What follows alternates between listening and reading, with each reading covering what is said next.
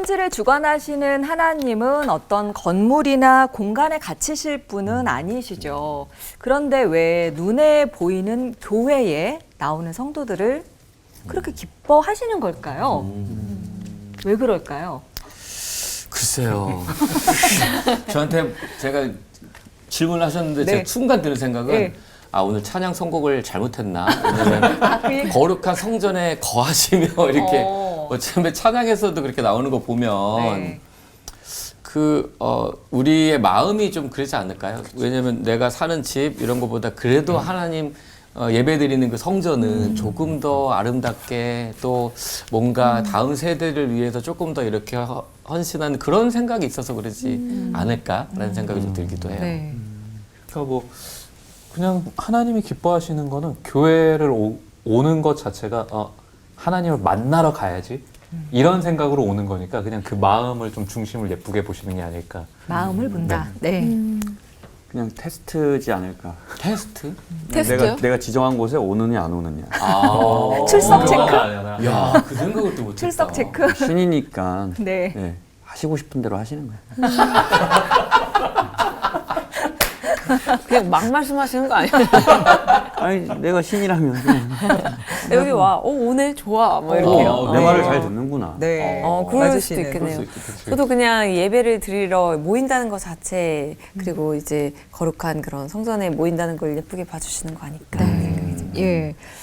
마음을 본다, 중심을 본다 이런 얘기들이 주로 얘기된 것 같은데 오늘은 교회를 비롯한 이 건축 공간에 대해서 하나님은 어떤 뜻을 갖고 계신 걸까 그 주제를 나눠보려고 합니다. 그래서 오늘 특별한 분을 모시고 오늘 얘기를 나누려고 하거든요. 패널 분들이 오늘 왜 이분들을 섭외했는지 소개를 좀 해주시죠. 네, 제가 한번 해보도록 하겠습니다. 네.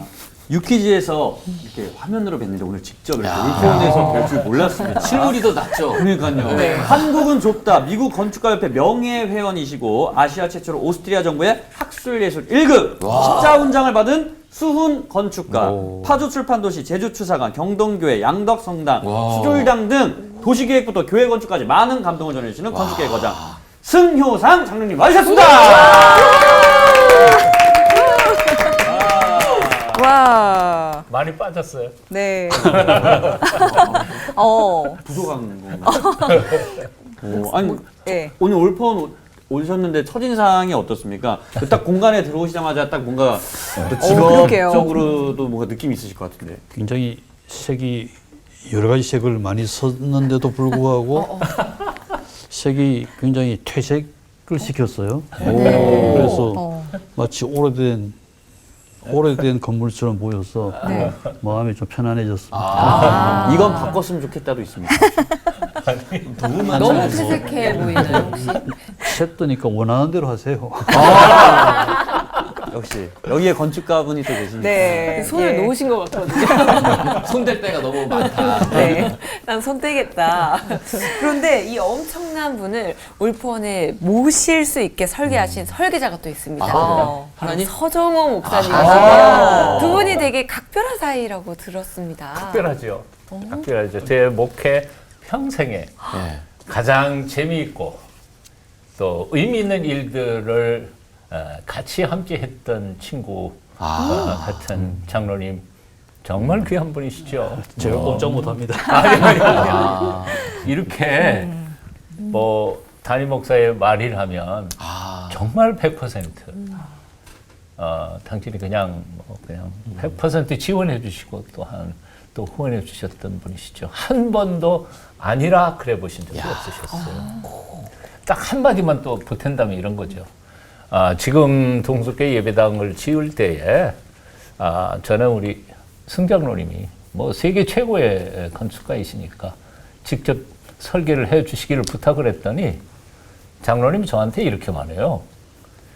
교회 건물을 얻으시겠어요? 사람을 얻으시겠어요? 그래서 무슨 뜻인가 그랬어요. 그랬더니 교회 설계해 놓고 지은 다음에 저는 떠날 겁니다. 그러니까 저한테 맡기시면 교회 건물은 얻으시겠지만 저는 딴 데로 갈 거고. 그래서 제가 뭐라 그랬겠어요? 예. 아유, 건물보다 사람을 얻어야지. 그래서 예, 물론 그 선배가 설계를 하셨지만 실내 뭐 여러 가지 손길에는 장로님의 뭐 정신이나 손길이 참 많이 갔죠. 그래서 저는 굉장히 사랑하는 교회 건축물이 됐던 거죠. 네, 그렇군요. 각별하시네요. 저희 또 올포원이 두 분 목사님도 교회 건축에 또 일가견이 있으시거든요. 네. 근데 안덕원 목사님께서는 건축하고 음악에 또 조예가 깊으시잖아요. 조예가 깊지는 않고요. 저는 이제 그 전공한 분야가 예배 쪽인데 아무래도 음악하고 미술하고 건축하고 깊이 연관되어 있습니다. 사실은 승효상 장로님은 제가 오늘 처음 뵀는데 먼바치에서는 사실 여러 번 뵀어요. 그리고 책으로 사실은 글을 쓸 때 인용 정말요. 저술가이시기도 하고 그러니까 작품을 볼 때마다 깊은 통찰과 영감을 안겨주시기 때문에 저는 학생들에게 자주 소개했던 그런 건축가이시기도 합니다. 그래서 오늘은 저는 사실 목회와 예배 입장에서 얘기를 한번 나누고 또 배우려고 왔습니다. 저는 가끔 그 대구에 내려갈 때가 있어요. 운전해서 내려갈 때마다 이 교회를 지나갈 때가 너무 많은 거예요. 그 대구에서 이렇게 운전하고 가다 보면 이렇게 고속도로 이렇게 나가서 조금 가다 보면 너무 멋진 교회가 딱 눈에 띄어요. 대구 대면교회라고.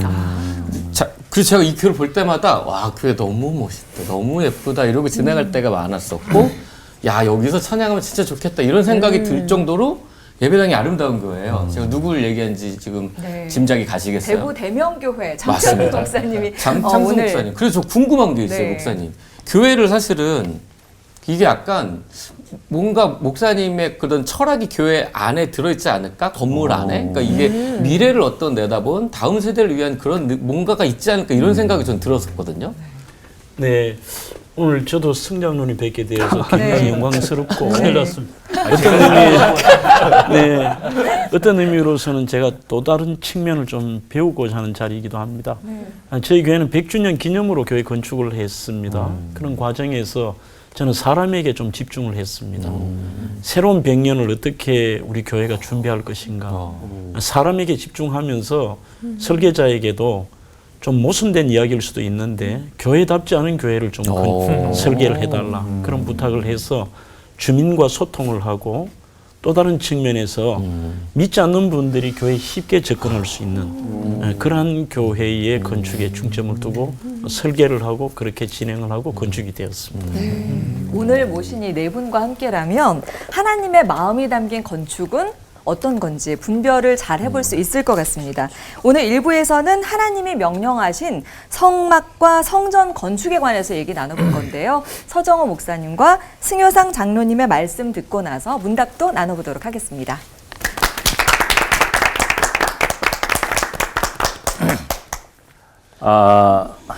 장막, 성막, 회막, 증거막, 성소 이런 단어들은 성전을 지어지기 전에 하나님께서 당신의 백성들을 만나겠다고 약속하셨고 또한 그렇게 행해졌던 일종의 천막, 텐트 같은 것을 일컫는 말들입니다. 그 구조나 제작 과정이나 뭐 재료나 이런 등등을 이야기하다가 보면 그건 뭐 5분 설교에서는 전혀 불가능한 일이기 때문에 저는 이 중에서 특별히 성소와 지성소 사이를 가르고 있는 휘장의 의미에 대한 성경적 가르침을 한마디 정리하고 말씀을 드리려고 합니다. 마태복음, 마가복음, 누가복음 여기 소위 말하는 공관복음에서 일치되게 가르쳐주고 있는 사실 하나가 있습니다. 그것은 뭔고 하니 예수님께서 십자가에서 운명하시는 순간에 지성소와 성소 사이에 휘장이 찢어졌다는 사건이죠. 마가복음 15장 37절, 38절에서 이렇게 말씀합니다. 예수께서 큰 소리를 지르시고 숨지시니라. 이에 성소 휘장이 위로부터 아래까지 찢어져 둘이 되니라. 지성소와 성소를 가르는 휘장은 누구든지 함부로 그 하나님의 임재의 상징인 지성소로 들어오지 못하도록 막고 있는 가름막 혹은 천이라고 말할 수 있는데요. 정확히 표현한다면 이렇게 말할 수 있습니다. 죄 많은 인간이 하나님의 임재 앞에 함부로 들어와서 혹 죽을지도 모르는 위기를 맞이하지 않도록 하기 위해서 하나님께서 정하신 보호막이라고 말할 수 있습니다. 이것의 그 연원은 출애굽기에서부터 나타나지요. 출애굽기에 보면 하나님께서 시내산에 강림하셨습니다. 그리고 이스라엘 백성들이 하나님의 임재를 경험하기 위해서 올라가고 싶은 생각들이 얼마나 많았겠어요. 그래서 하나님께서 금지 명령을 내리십니다. 바로 이런 거지요. 이 산에 함부로 오르는 자는 누구든지 막론하고 죽을 것이다. 사람이나 짐승이나 그 누구라도 함부로 여기 오르는 자는 죽을 것이다. 그렇습니다. 하나님은 거룩하시고 어미하신 분이십니다. 성경에 보면 특별 세상의 모든 허물과 죄악을 다 그 존재 앞에서 불태우시는 소멸하시는 불이라고 표현했습니다. 굉장히 무서운 분이죠. 그래서 사랑하는 백성들이 함부로 그 위에 올라오다가 죽을 것을 염려하신 하나님께서 올라오지 못하도록 금지 명령을 내리신 거지요. 이것을 성소지성소의 건축적으로 표현한 거가 바로 휘장이라고 하는 겁니다. 이 휘장 안으로 지성소로 들어가는 것은 그래서 굉장히 중요한 일이었고 무서운 일이었습니다. 거룩하게 구별받은 대제사장, 그냥 제사장도 아니고 대제사장 중에서도 특별히 제비를 뽑힌 사람 한 사람이, 그것도 1년 365일 중에서 대속죄일 딱 한 번만 들어갈 수 있는 장소가 바로 지성소였던 거죠. 그 휘장을 젓고 들어가서. 그런데 예수님께서 인생들의 허물과 죄를 다 짊어지시고 십자가에서 죽으시는 그 순간 지성소와 성소의 휘장이 위로부터 아래로 찢어져서 통로가 열려버린 것이죠. 이 놀라운 사건을 묵상하던 히브리서 기자는 이렇게 표현하는 겁니다. 그러므로 형제들아, 우리가 예수의 피를 힘입어 성소에 들어갈 담력을 얻은 날이, 그 길은 우리를 위하여 휘장 가운데로 열어놓으신 새로운 살 길이요, 휘장은 곧 그의 육체니라. 휘장이 뭐라고요? 예수 그리스도의 몸이라는 거예요. 예수 그리스도의 몸이 찢어지는 그 순간 바로 성소에서 지성소로 누구나 아무 때나 언제나 들어갈 수 있는 길이 열렸다는 거죠. 이게 살 길인 겁니다. 예수님께서 당신의 몸을 찢어 거룩하신 하나님 앞에 언제든지 나아갈 수 있는, 누구든지 나아갈 수 있는 사는 생명의 길을 열어놓으신 것. 이것과 동시에 하나님께서는 바로 하나님께 언제든지 다가올 수 있도록 당신의 금지 명령을 없애버리신 것이죠. 긍휼이 풍성하신 아버지 하나님, 그분 앞에 당당하게 나아갈 수 있도록 히브리서 기자는 우리에게 이렇게 초청하고 있음을 봅니다. 우리에게 있는 대제사장은 우리의 연약함을 동정하지 못하실 리가 아니요 모든 일에 우리와 똑같이 시험을 받으신 이로되 죄는 없으시니라. 그러므로 우리는 긍휼하심을 받고 때를 따라 돕는 은혜를 얻기 위하여 은혜의 보좌 앞에 담대히 나아갈 것이니라. 십자가에 높이 달려 당신의 몸을 찢으신 예수님께서도 오늘도 우리에게 이렇게 부르십니다. 수고하고 무거운 짐진 자들아, 다 내게로 오라. 나는 오늘 이 시간 그 예수님의 찢어지신 몸으로 열어놓으신 구원의 보혈의 길, 그 앞으로 나아가 하나님의 놀라우신 속죄의 은총과 기쁨과 감격을 오늘 모든 분들이 누리시기를 축원합니다. 그렇게 되셨으면 좋겠습니다. 보혈을 지나 하나님 품으로 기도하겠습니다. 우리를 위해 흘리신 보혈, 그 찢기신 몸을 통과해서 아버지 하나님께 감히 나아갈 은혜를 인하여 감사합니다. 오늘도 그 은혜와 사랑 안에 살 수 있도록 우리를 도와주시옵소서. 예수님 이름으로 기도합니다. 아멘. 아멘.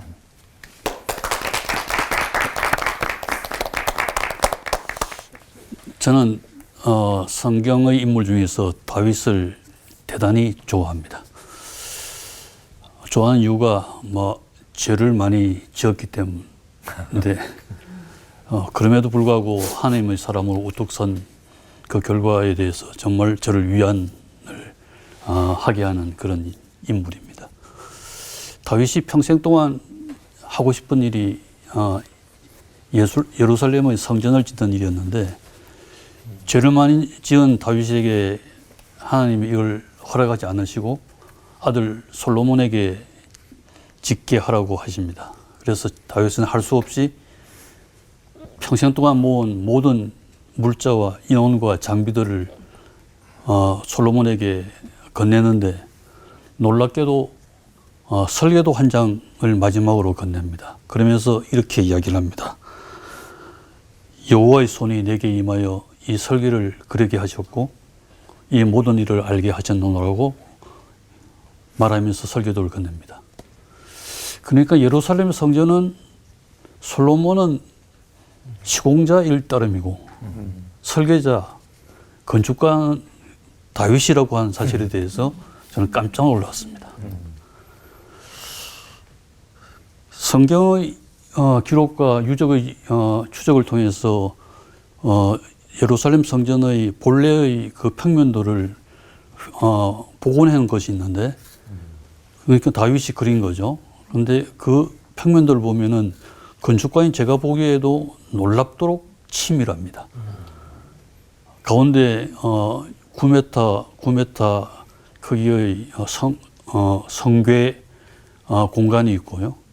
그에 붙어서 9m, 18m의 성소가 가운데 놓여져 있고 그 둘레로 제사장의 뜰이 있고 이스라엘인의 공간이 있고 주변으로 이방인의 주랑이 에워싸고 있는 모습이 정말 그 속에서의 삶이 얼만큼 위험이 있고 장엄한지를 저는 평면도를 통해서 여실히 볼 수가 있습니다. 그렇게 우리 삶을 조직하는 게 평면도인데 이 평면도를 볼 수 있는 사람은 세상에 없습니다. 평면도는 건물의 중간을 잘라서 시점을 무한대로 올려야 볼 수 있는 게 평면도인데 마치 하나님만이 볼 수 있는 그런 광경인데 이 평면도를 그릴 수 있는 특권을 부여받은 게 건축가라고 하는 사실에 대해서 저는 굉장한 자부심을 느낍니다. 그러나 이 건축가가 이 평면도를 잘 그리기 위해서는 자기를 떠나야 됩니다. 시점을 높여야 되고 자기를 타자화시키고 객관화시켜야 바른 평면도를 그릴 수가 있습니다. 자기 자신을 경계 밖으로 추방해야 된다는 말이죠. 그래서 건축가를 가리키는 영어가 아키텍트인데 A를 대문자로 쓰고 앞에 정관사를 붙이면은 디 아키텍트, 바로 조물주 하나님을 뜻합니다. 대단하죠. 헬라어 성경을 보면은 예수님의 직업이 사실은 텍톤이라고 나와 있습니다. 이게 아키텍트의 텍트와 같은 어간입니다. 사실은 이스라엘 가보면은 땅이 척박해서 나무가 잘 자라지가 않습니다. 기껏해야 감람나무라고 하는 올리브나무가 있을 뿐인데 그러니까 목수가 있기가 참 곤란한 지역입니다. 그래서 제가 의심을 가졌는데 헬라 성경에 보니까 예수님의 직업이 텍톤, 곧 짓는 자, 제 생각으로는 건축가라고 저는 주장을 하고 싶은 겁니다. 건축가라면 자기 집을 짓는 게 아니라 남의 집을 짓는 사람입니다. 예수님이 어릴 때부터 영민하셨다고 알려져 있으니까 건축가로서도 굉장히 성공하셨을 거고, 그러니까 건축을 통해서 다른 사람의 삶을 굉장히 많이 바꾸셨을 거고, 그래서 건축의 기능을 잘 아셨을 거고, 그러니까 보다 더 많은 사람을 바꾸기 위해서 광야로 스스로를 추방하셔서 그래서 깨달음을 얻으시고 다시 경계 안으로 들어오셔서 사회를 바꾸시고 많은 사람이 구세주라고 칭송할 때 스스로 또 경계 밖으로 나가셔서 십자가에 못 박혀 죽으시고 불멸이 되셔서 이 세상을 다시 지으신 게 아닌가. 저는 그래서 예수님을 위대한 건축가라고 이야기하는 겁니다. 우리 그리스도인이 예수님을 본받는 것, 이메타티오 크리스티가 우리 신앙인의 목표라 그러면은 우리도 스스로 항상 경계 밖으로 추방해야 마땅한 신앙의 도리가 아닐까요? 그래서 교회란 것은 오늘 따지면 에클레시아라고 저는 알고 있는데 부름을 받은 자들의 모임이라고 하는 겁니다. 그러니까 경계 밖으로 스스로를 추방해서 얻어지는 그런 공동체가 교회니까 사실은 예루살렘의 성전도 성전을 라틴어로 파움이라고 그러는데 파움 밖에 있는 것은 파눔인데 그것이 바로 영어의 프로페인이라고 하는 속되다고 하는 뜻의 어원이 됩니다. 그러니까 우리가 부름을 받았다고 하는 것은 경계 밖으로 좀 더 경건한 공간으로 우리를 내보내는 게 우리라고 그러면은 우리의 삶이라고 하는 것은 늘 경계 밖으로 추방해야 된다고 하는 겁니다. 저는 최근에 외관에 있는 한 수도원에 가서 8개월 넘게 홀로 지낸 적이 있습니다. 제 스스로를 경계 밖으로 추방을 했는데 저희 삶을 다시 짓고 싶어서 그랬습니다.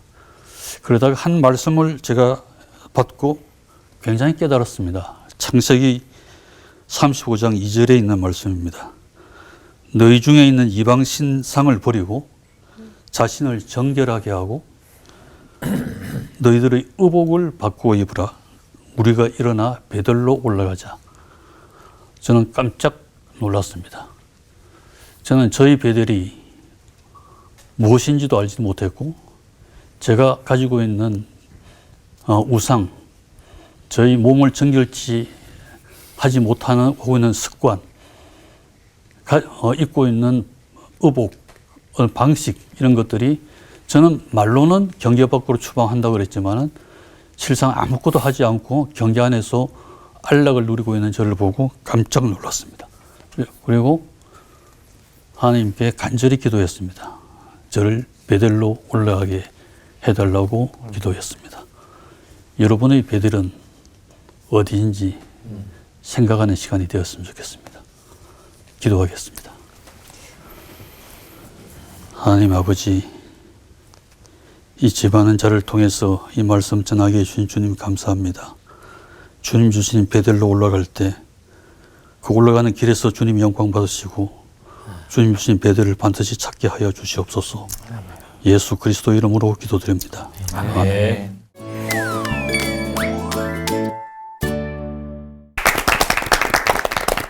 성막과 성전과 뭐 휘장 이런 이야기하면 굉장히 좀 어렵게 느껴지는데 서정호 목사님이 쉽게 은혜롭게 풀어주셨고요. 그리고 또 건축 전문가이신 장로님께 듣는 이 말씀이 굉장히 깊이가 있고 은혜가 되는 그런 정말 특별한 시간이었던 것 같아요.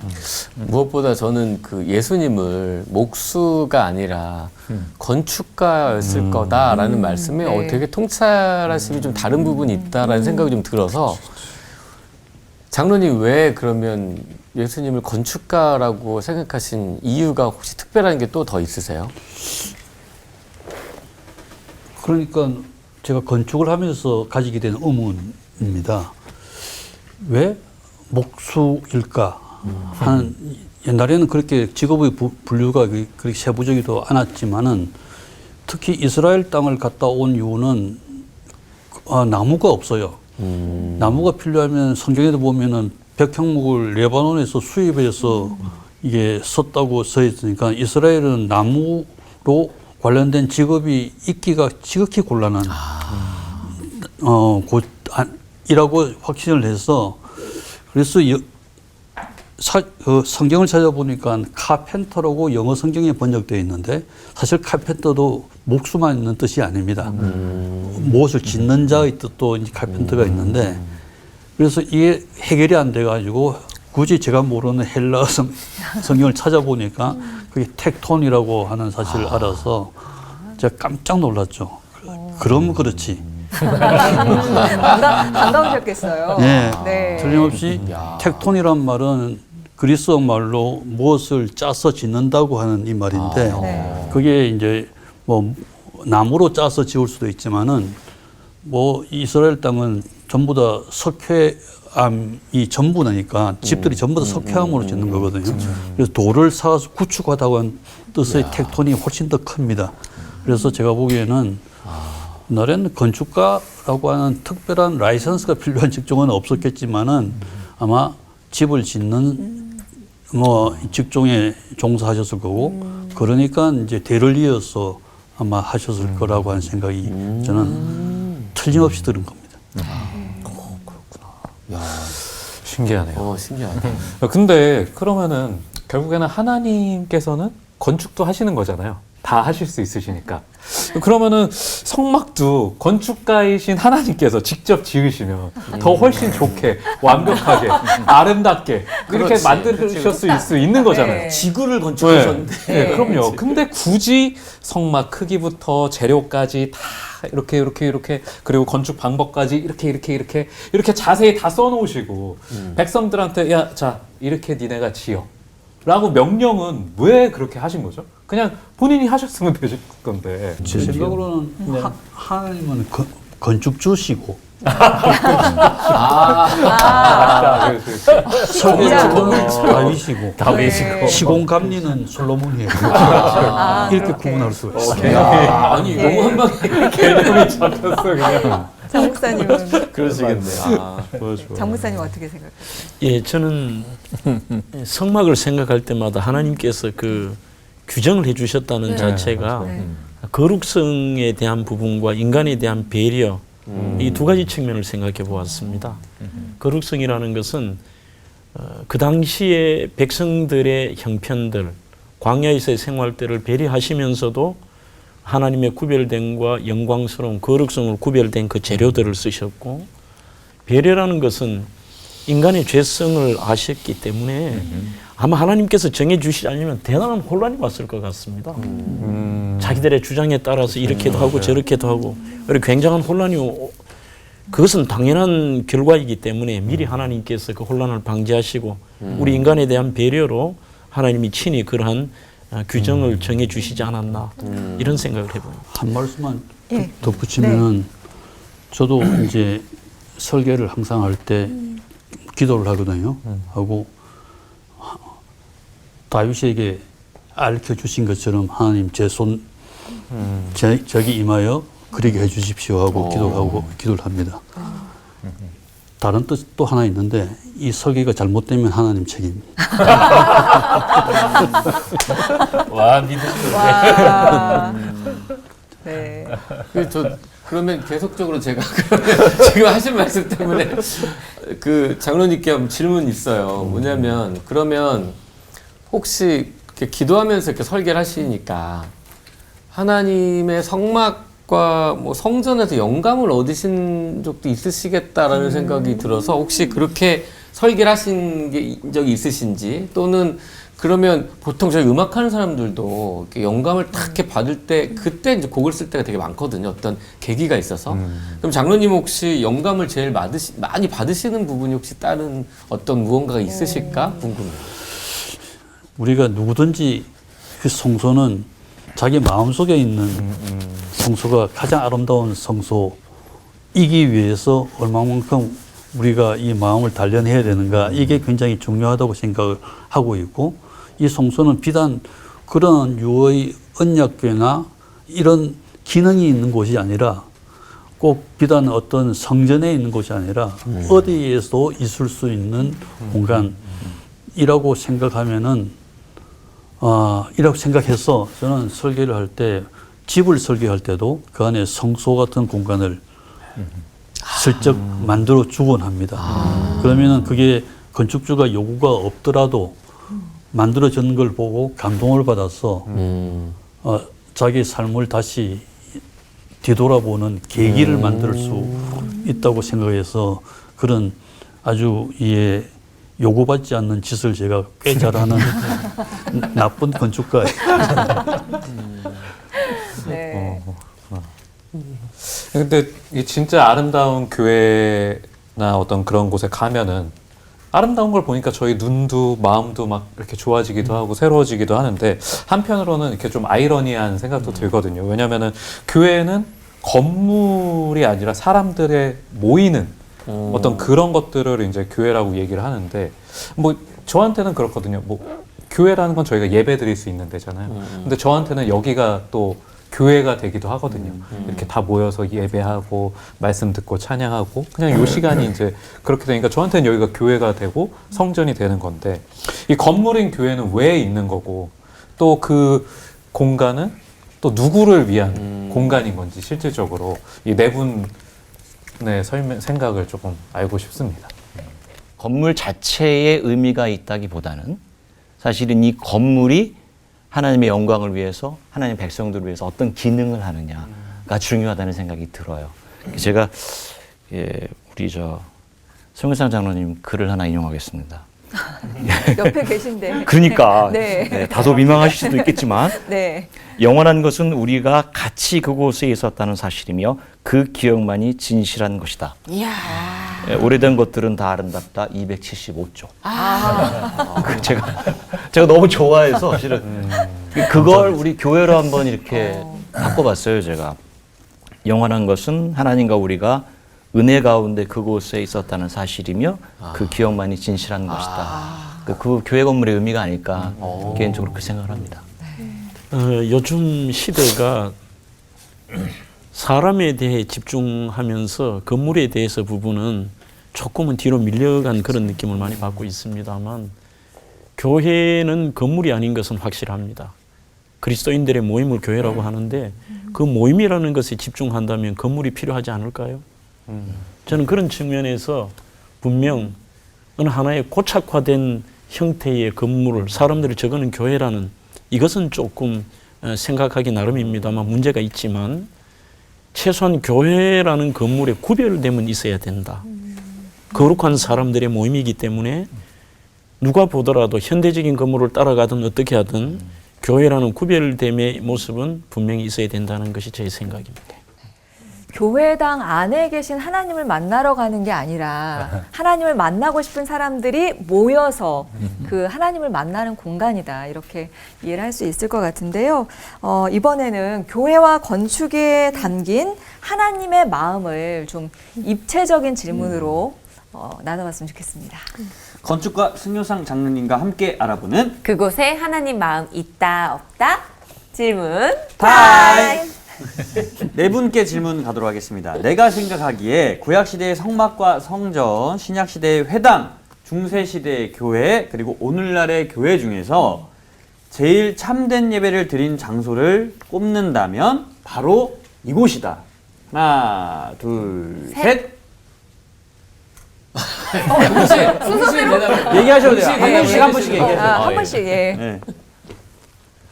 생각나시는 분부터. 꼭 있다고 말할 수는 없을 것 같아요. 상황과 그 시대에 따라서 달라지는 거죠. 나는 뭐 초대교회 때 성막, 텐트 그거는 그렇고 뭐 성전은 어떻고 이런 거 오늘날의 예배당은 그렇고 나는 어디 꼭 집어서 얘기할 수는 없다는 생각이 제 생각이에요. 장로님은? 예, 뭐 서 목사님 말씀에 저는 동의합니다. 그러니까 제 삶 속에서도 뭐 이 시끄러운 시장 바닥에서도 제가 기도하고 싶어서 기도한 적도 있으니까 그거는 그 상황에서 가장 제가 원하는 교회 당의 모습일 수도 있다고 하는 생각이 들고요.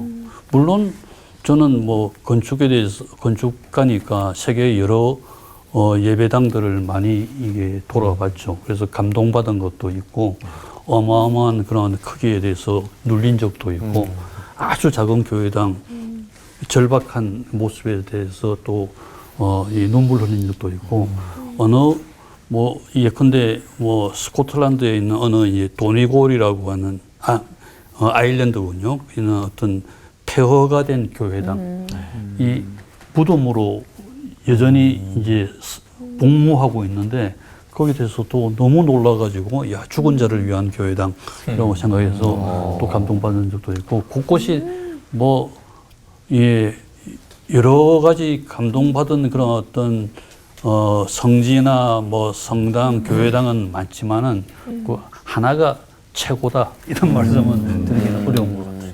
사실 그보다는 더 드리고 싶은 말씀은 어느 사람에게는 그게 감동이 안 될 수도 있습니다.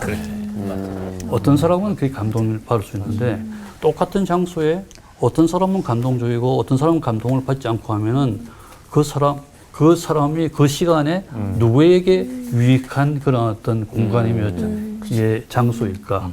그러니까 우리가 감동을 받을 수 있게끔 항상 마음을 비워놓는 상태가 항상 중요하고 그래서 성소는 항상 제 마음속에 있다고 이야기를 갖다가 할 수밖에 없을 것 같습니다. 근데 대부분의 목사님들이 대답은 거의 비슷할 것 같습니다. 어느 장소적인 측면에서 어느 한 군데가 더 하나님 영광을 받으시고 또 참된 예배다. 그것은 좀 모순된 것 같고 그게 중세, 심지어는 중세이든지 우리가 성막시대이든지 간에 그 예배의 주체인 사람, 그 사람의 태도와 마음가짐이 중요하지 않을까요? 어느 장소를 하나 선정하는 데 있어서는 오늘 이 질문 자체가 답을 하기가 좀 어렵겠습니다. 그래서 목사님들이 답을 안 하고 생각을 하고 계셨구나. 이러기만 하셨어요. 저희가 잘못했네요.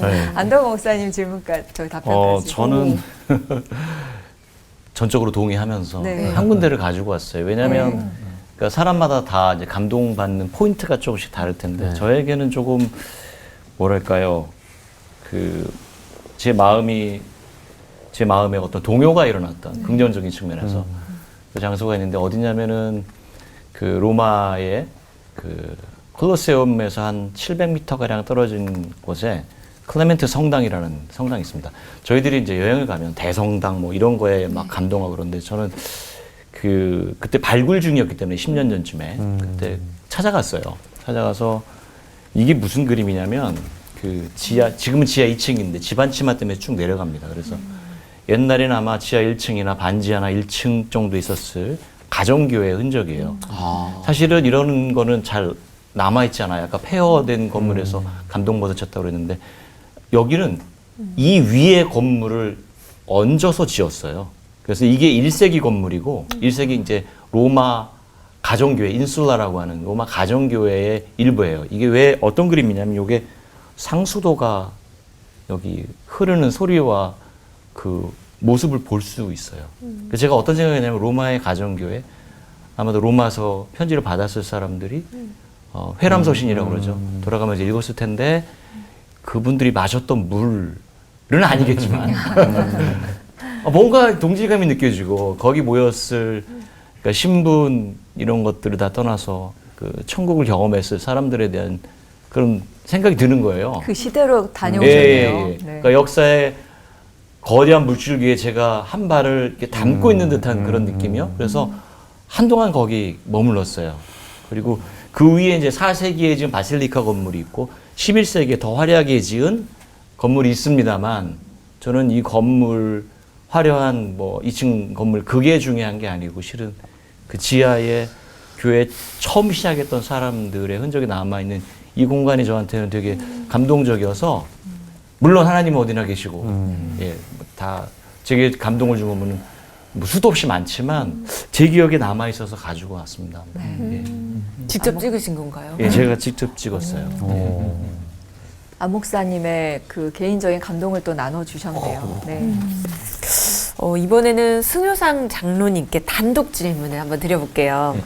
장로님은 건축가를 성직으로 알고 일하고 계신다고 들었거든요. 그러면은 혹시 일생에 한 번쯤은 좀 목회자를 꿈꿨던 적이 있다, 없다? 하나, 둘, 셋. 예, 있습니다. 역시.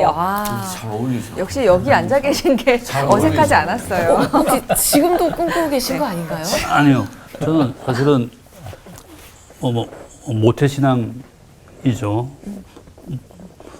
부모님이 부산에 있는 피난 내려오셔서 부산에 있는 구독교회를 짓다시피 하셔서 저는 그곳에서 자라고 이제 교회 일도 어릴 때부터 굉장히 열심히 많이 했습니다. 근데 갑자기 사춘기가 돼가지고 내가 왜 교회를 다니지 하는 이 의문이 들어서 교회를 그렇게 많이 하면서도 혼자 타락을 했어요. 밖에 나가서 고등학교 1학년 때도 술을 먹고 와서 목사님한테 대들고 그러면서 그렇게 이제 방황을 하다가 뭔지 알아봐야겠다 싶어서 신학을 전공하기로 이제 마음을 먹었는데 집안에서 이북에서 내려와서 그냥 가난하게 사니까 목회자가 되면 돈 못 벌 게 뻔하니까 안 된다고 했어서 할 수 없이 이제 누님이 그때 이제 건축과를 가라고 해서 건축과를 갔거든요. 그래서 건축이 뭔지 모르고 제가 누님을 좋아했으니까 따라서 갔는데 건축을 하다 보니까 드는 생각이 건축은 이제 제 집을 설계하는 직업이 아니고 나무 집을 설계하는 거고 나무 집을 제가 설계하면 그 사람이 저 때문에 그 삶이 행복하게 될 수도 있고 잘못 설계하면 불행하게 될 수도 있는 겁니다.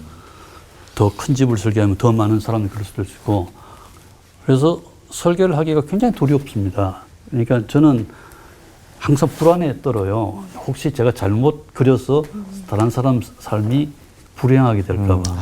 그렇지만 제가 잘 설계를 하면 그 사람이 굉장히 선하게 되고 좋게 되니까 이게 성직이 아니면 어떤 것을 성직이라고 부를까 하는 생각이 들어서 건축이야말로 정말 구체적인 성직이구나 하는 생각을 이해하지 않을 수가 없었습니다. 그래서 하나님께서 저를 그냥 말로만 목회자고 삼지 않으시고 그냥 구체적인 삶의 형태를 저도록 짓게 하셔서 건축가를 하라고 하셨구나 하는 사실을 저는 깨닫고 있습니다. 그래서 저는 건축을 성직처럼 알고 임하는데 제가 가지고 있는 그런 어떤 아주 잘못된 생각들이 하도 많아서 이걸 다 이게 하나님을 수시로 배반하고 해서 항상 바른 성직자가 되고 있지는 못하다고 생각합니다. 네.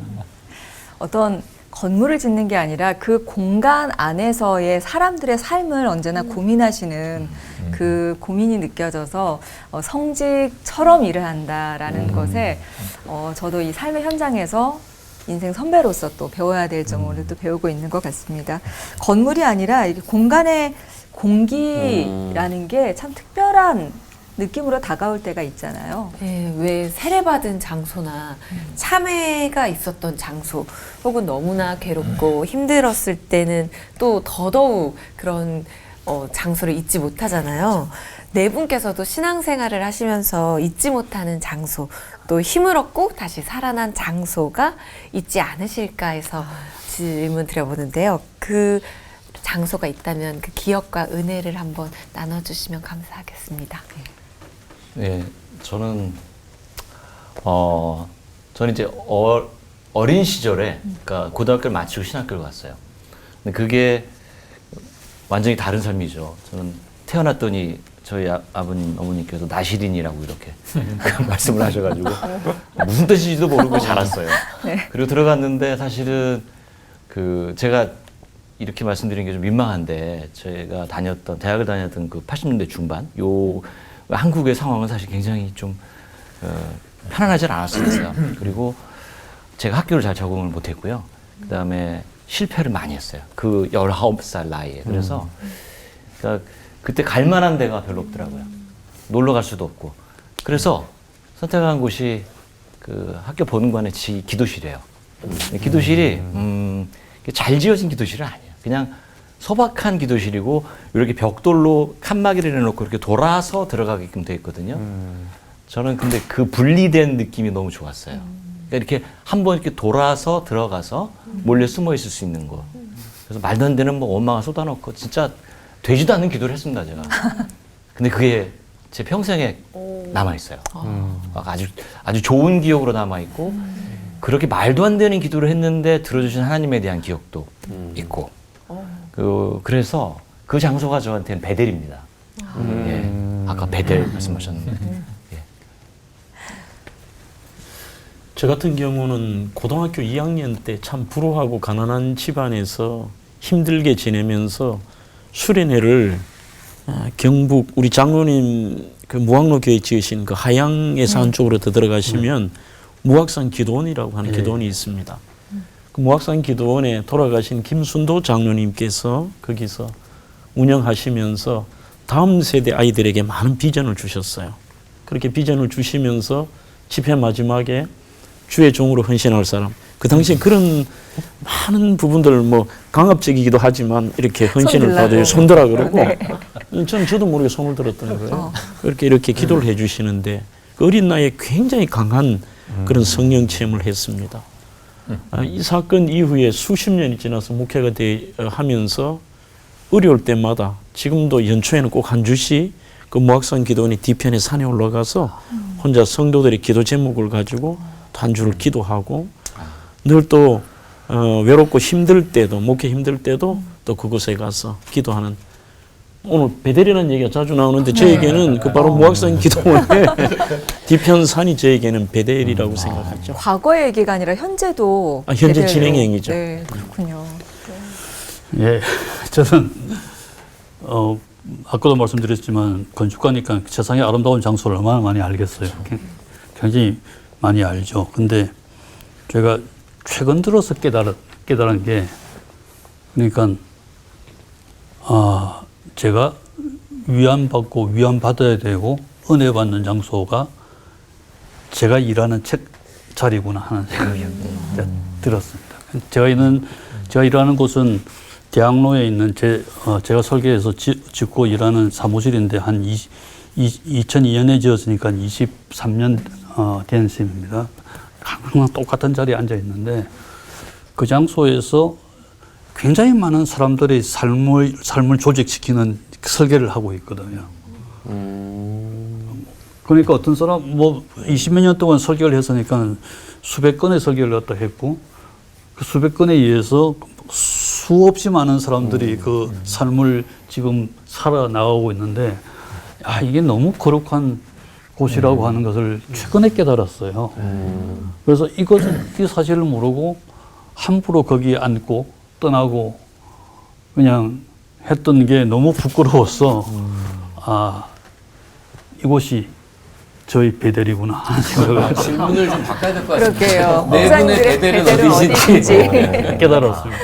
네. 그래서 그 자리를 요즘은 앉고 떠날 때마다 아주 하나님께 기도하면서 앉고 떠나고 하는 일상을 하고 있습니다.